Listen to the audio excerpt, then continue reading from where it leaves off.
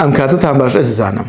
ئێوە باشن ئینشاڵڵا. من سروود خورشید فەرمانبەر لە سەرۆکاتی زانکۆی پۆلیتەکنیکی هەولێر ئەندامی لیژنەی ڕاوێژکاری پڕکردنەوەی فۆرمی زانکۆڵین. بە شێوازە ڤیدیۆ نوێیەکانمان لە کەناڵی ئاسۆی زانکۆ لە خزمەتتانین بۆ باسکردنی بەشێکی نوێ کە ئەویش بەشی زمانە یاخود کۆلێژی زمان.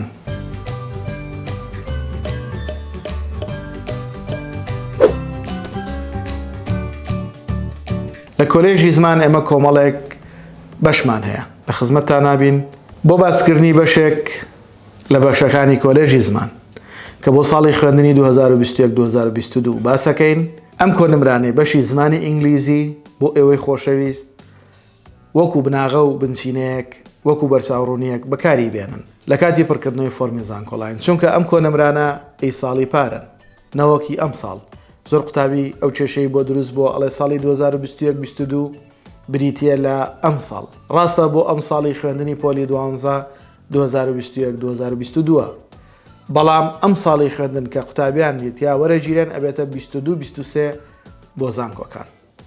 بۆیە ئەمانە تەنها وەکو بەرچاوڕوونیەک بەکاردێنین لە کاتی پڕکردنەوەی فۆرمی زانکۆڵین. ئێوەش بینەری ڤیدیۆکە بن بۆ ئەوەی بزانین بەشی زمان چیتیا ئەگوزارێت لە زانکۆڵین پارالێل ئێواران تا کۆتای ڤیدیۆ بینەر بن بە هیوای سەرکەوتنتان.